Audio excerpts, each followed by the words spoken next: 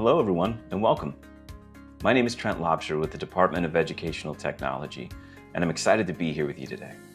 Let's start with a question. What could you do with an extra 3 to 5 hours in your week?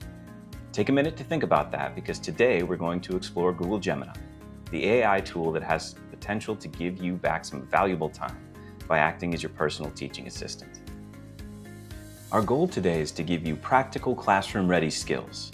We'll start by understanding what Gemini is and the essential safety guidelines for using AI tools in our district. Then we'll dive into the most important skill when it comes to using AI language models, writing effective prompts. The majority of our time will be spent in a hands-on guided practice session right inside Google Classroom. Let's get started. So let's start with the basics. What exactly is Gemini?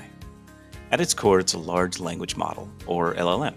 It's what's known as a generative AI tool that's been trained on massive amounts of text data, which allows it to understand what we type and then reason, make decisions, and create brand new content in response, like text, images, and even code. Now that's the what, but the why is more important. Why should you spend your valuable time on this? Well, because Gemini can be your creative partner and a powerful teaching assistant. It's fantastic for brainstorming and drafting initial content, which can save you a huge amount of time on planning and administrative tasks, letting you focus on what's most important, your students. And as we'll see, the integrations with tools like Google Classroom are a game changer. And good news, if you're a staff member or teacher in Palm Beach County, you have access to this right now. To access Google Gemini, you can go to gemini.google.com or find it in your app selector, which we often call the waffle. Let's take a quick tour. The interface is clean and simple. Down here is the prompt box. This is where you'll type your requests. Under the prompt box, you'll see buttons for generation options where you can create images, use Canvas to create drafts or build products that would normally require coding, or use the deep research tool to explore a topic in depth. You can also use the guided learning tool to explore a new topic yourself. It's a fantastic feature that asks you questions and guides you through the learning process. It's a powerful tool for your own professional growth, and I encourage you to explore it after our session. Today, we're keeping it simple though, and we'll be working with the core Gemini functionality using the prompt box. On the left, Gemini saves your previous conversations, so you can always go back to an idea. If you haven't already done so, now is a great time to pause the video and navigate to Gemini by going to gemini.google.com or using the app selector.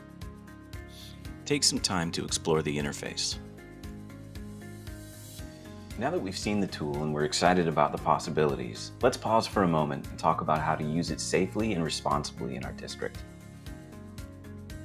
The most critical thing to know is that your safety and the privacy of our students is the #1 priority. The district has a formal review process for new software applications, including AI tools. The tool we're focusing on today, Google Gemini, is fully approved. As with all of the approved and supported AI tools available in our district, when you use Gemini with your district account, your data is not shared, used for training models, or reviewed by humans. However, even with these strong protections, we have a non-negotiable rule. We never ever input personally identifiable information, especially student data, into Gemini. This is a tool for your professional work, not for processing specific student information. To be perfectly clear, it's okay to ask Gemini, create a worksheet for an 8th grade student struggling with fractions. It's not okay to ask, create a worksheet for Johnny Smith, who is reading at a 4th grade level and has an IEP for math. The first is a professional task. The second involves PII. Beyond that first core safety rule, there are 2 other best practices for getting the most out of Gemini. The second, always verify the information it gives you. AI can sometimes make mistakes or hallucinate, so you need to fact check its responses. And third, follow the 80-20 rule. Let Gemini do 80% of the initial work, the brainstorming, the first draft, but you, the expert educator, must provide the final 20% of review, editing, and personalization. To make sure these critical points land, we have a quick 10-question knowledge check.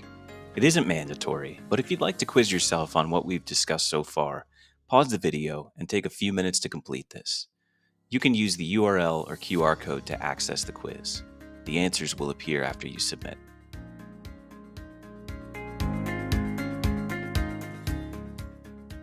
Excellent. Now for the fun part. So we know what Gemini is and the rules for using it safely, but what can it actually do for you in your classroom? Let's look at a few key areas where it can have an immediate impact. First, it saves you valuable time. It can instantly draft routine documents like assignment instructions, rubrics, and parent emails, turning a 20-minute task into a 2-minute review. Second, it sparks creativity. Gemini is a fantastic brainstorming partner, helping you generate fresh ideas for projects, discussion questions, or new ways to explain tough concepts, completely eliminating writer's block. And finally, it helps you personalize learning at scale, including providing quick, personalized feedback to your students. You can quickly adapt a single reading passage for multiple levels, create targeted review questions for students who need extra support, and generate feedback for students based on rubrics that you create. Now we have our answers to the what and the why, but to unlock all this potential, we need to learn the how. How do we talk to Gemini? That brings us to the most important skill for using any AI tool, the art of the prompt. Now, the quality of your output from Gemini depends entirely on the quality of your input, the information you give it. A great framework for this is PARTS, which stands for persona, aim, recipients, theme, and structure.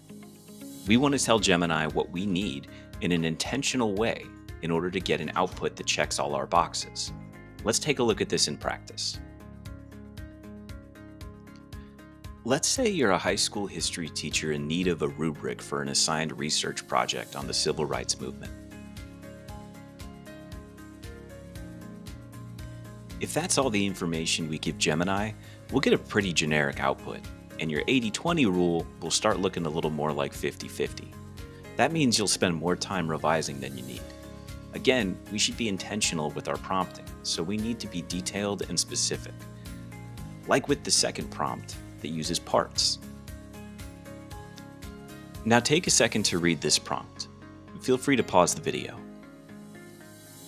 In this example, we're telling Gemini which persona to take on: a seasoned high school history teacher with expertise in project-based assessment. That's our persona, our P. The aim is to design a fair and comprehensive rubric, and the recipients have been specified as 11th grade US history students. The theme and structure have been identified at the end. Because we've been so specific, this result will be dramatically more useful for a real classroom than our first input. Now think of a task you need to complete for your own classroom. It could be writing a parent email, creating an exit ticket, or brainstorming discussion questions. Once you have your task, you can use this template from the slide deck to build your own prompt using the parts framework. Now it's your turn. I want you to access Gemini on your own devices. If you need to, pause the video and go to gemini.google.com or access it using the waffle. Here's an example I wrote with this template. In this example, I'm using the parts framework to write a prompt that asks Gemini to create a fun word problem about baking pizza that involves adding fractions. Now watch as I put this into Gemini. Gemini is going to spend some time understanding the request and thinking about how best to format the output. But since I was so specific in my prompting, my output is exactly what I asked for.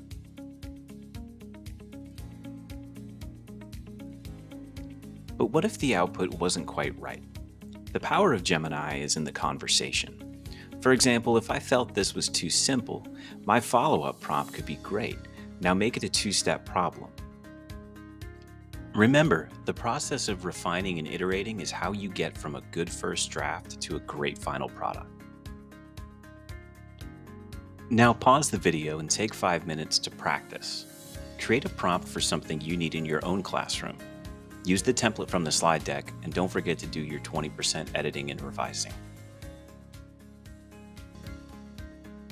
Okay, now that we've looked at how to safely and effectively use Gemini, let's shift gears and bring everything we've learned into Google Classroom. Google has integrated these tools directly into Classroom to make your workflow even smoother. In your Classroom navigation menu on the left-hand side, you'll now see a Gemini tab. This is your hub for AI-powered assistance. You'll see a variety of tools you can use for planning, creating instructional materials, and more. If you haven't already done so, navigate to Google Classroom. When you first land on this page, you'll see a lot of tools. The easiest way to find what you're looking for is by using the navigation bar at the top of the page. You can filter the tools by category, such as planning, instructional material, assessments, supporting students, and administrative tasks. This is incredibly helpful to quickly narrow down the options to find the exact tool for your task. Now, it's really important to understand the two different kinds of tools that you'll find in the Gemini Hub in Google Classroom. First, you'll see tools with the Gemini symbol. Think of these as jump starts. When you click one of these, it'll take you to the main gemini.google.com interface, but it'll pre-populate the prompt box with a detailed starting prompt for that task, like outlining a unit plan or brainstorming examples. This is perfect for complex tasks where you'll want to go back and forth with Gemini to refine your ideas. Second, you'll see tools with the colorful icons like Create a Quiz or Adjust Reading Level. These are self-contained tools that run right here inside Classroom. They're designed for quick, specific tasks to generate a first draft. The most important thing to know about these tools is that your work will not save automatically when you use them. You have to take an action to either post it to your class or export it to a Google app like Docs or Forms. Let's demonstrate with one of the colorful icon tools. I'm going to select Create a Quiz. Imagine I'm creating a knowledge check for my third grade students about the water cycle. I'll choose 5 multiple choice questions and click Generate Learning Objectives. As you can see, Gemini first suggests learning objectives, so I have some solid outcomes for my assessment. What you'll notice is that these are editable. If I'd like, I can tell Gemini to include a curveball question about hail. These look good though, so I'll keep them as is. Next, I can choose a question type. Here my options are multiple choice, true or false, short answer, or long answer. I'll pick multiple choice and then generate questions to generate my quiz. Now, applying our 80-20 rule, I'll review and edit these questions as needed. In order to do that though, I need to export this quiz because remember, at this point, it's not yet saved and can't yet be assigned to students until it's exported. Take a look at the bottom of the screen. From here, I have to make a choice. When I click the export button, I can add this directly to an assignment here in Classroom. I can click Export to Forms or Export to Docs. When I do that, Gemini instantly creates a brand new Google form or Google Doc with these questions, which I can then edit and assign. Let me repeat. If I just close this window now, this quiz will be gone. You must export or add it to save your work. I also have the option down below to continue iterating with Gemini. Find the box that says Modify with a Prompt. Here, you can jump right in using your prompt writing skills we just practiced, or you can choose one of the recommended actions generated by Gemini. Since I'm done with my quiz, I'll just export to Forms. Take a minute to pause the video and practice with this tool, creating a short quiz for your class. Now, let's try a tool with the Gemini icon. I'll click on Brainstorm Real-World Examples. Watch what happens. See how it opened a new chat in Gemini for me? And look at the generated chat. It's been pre-filled with a very specific and structured prompt, already in the parts format, even detailing how Gemini should behave in order for me to get my desired output. From here, it's guiding me to write a better prompt. All I need to do is answer the questions Gemini has for me. The first being how I intend to use the examples. So I'll type in that I'm using them with my 9th grade Spanish language class. From here, I can have a full conversation with Gemini, asking it to make examples specific for my 9th graders or to turn one of the examples into a discussion question. And remember, because we're now in the main Gemini tool, this entire conversation will be automatically saved in my chat history on the left.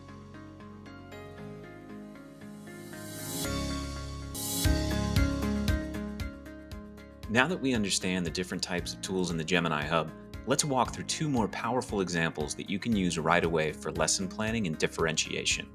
We'll be focusing on the colorful icon tools, so remember, we have to export or add our work to Classroom to save it. First, let's tackle differentiation. I'm going to select the tool labeled Relevel Text. Imagine I have a high school physics word problem that is linguistically complex, and I want to ensure my students can access the math without getting stuck on the vocabulary. I've pasted in my text. Now, before I click Generate, let's look at the options we have. Over here, I can just choose to make it simpler. This is a great quick option. But for more precision, I can use the Set the Target grade, which allows me to align the reading level to a specific grade, say 7th or 8th grade for my students who need scaffolding. Now, this next feature is critical for math and science. See this box for keywords to keep in the generated text? This is where I can tell Gemini what non-negotiable academic vocabulary or formulas must be preserved. I don't want it to simplify the core concepts, so I'll add initial velocity, horizontal, vertical displacement, and air resistance. This ensures the academic rigor remains, even if the surrounding language is simplified. And look at this. On the right, Gemini has rewritten the problem. It has simplified the sentence structure and removed complex vocabulary, but it has correctly preserved our essential scientific terms. You'll notice that to make the text easier to understand, it's actually made it longer by including definitions for some of those key terms I wanted to stay in the text. This is a perfect 80% draft. As the expert, I still need to do my 20%. I have to check that the numbers are all correct and that the core question of the problem is still accurate and ready for my students. Once I've reviewed it, I can copy the text for a handout, or better yet, I can click Export to Docs to save it as a new Google Doc that I can attach directly to an assignment, or add to class as an assignment, question, or material. Next, let's use the Create a Vocabulary List tool. This is perfect for pulling words from a specific text, but it's also fantastic for broader topics. For example, you could ask it for key terms for a unit on the American Revolution to build a foundational list for your students before you even select your reading materials. For our purposes though, let's switch to an ELA classroom. We're about to read Edgar Allan Poe's The Cask of Amontillado, and I want to pre-teach the challenging vocabulary. Now, you'll notice a button here that I could use to upload the text of the story directly. That's a great option if you're using a specific article or a document from your own files. However, and this is a fantastic time saver, for many well-known texts, you don't need to provide the content yourself. So I'm not going to upload the story. Instead, I'll just tell Gemini exactly what I need in the topic description. I'll type challenging vocabulary from Edgar Allan Poe's The Cask of Amontillado.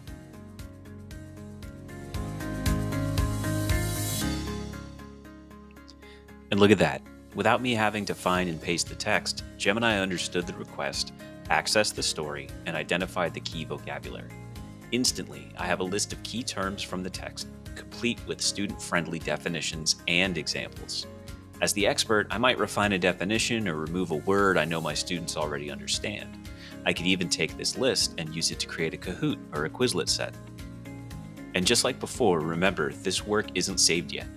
I can export this list directly to Google Docs to create a handout for student notebooks, or add it directly to Google Classroom as a material, which also exports it as a doc. By taking that export step, my work is saved and ready to share with my students.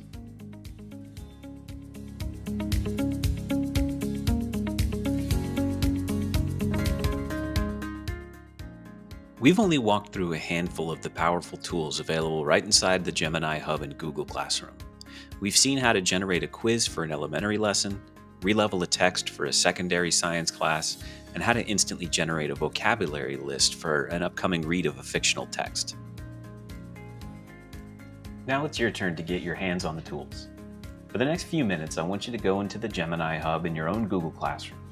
Your task is to choose any one of the tools. It can be one we just demonstrated or another one that catches your eye. But use it to create a resource for an upcoming lesson. This could be releveling a text you plan to use next week, creating a vocabulary list for your next unit, or maybe you want to try the Create a Rubric tool for an upcoming project.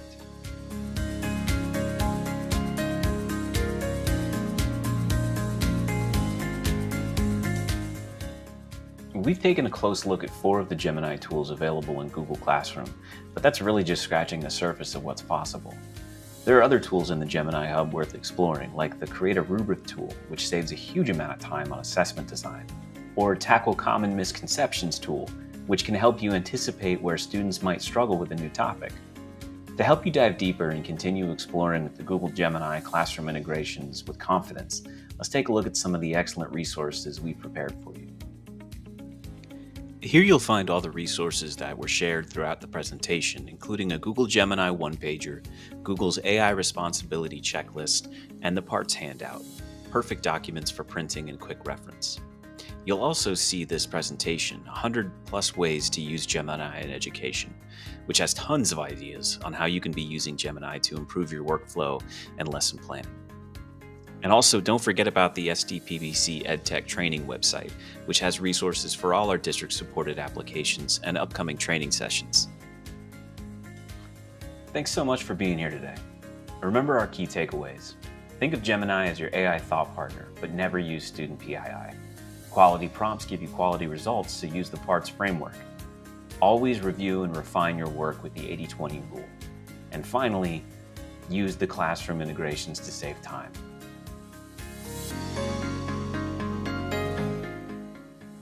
From all of us on the EdTech team, we hope you'll keep in touch. Join our mailing list, follow us on X, and subscribe right here on YouTube to be notified about new and upcoming training opportunities. And don't forget, you can always find us on our training website at edtechtraining.palmbeachschools.org.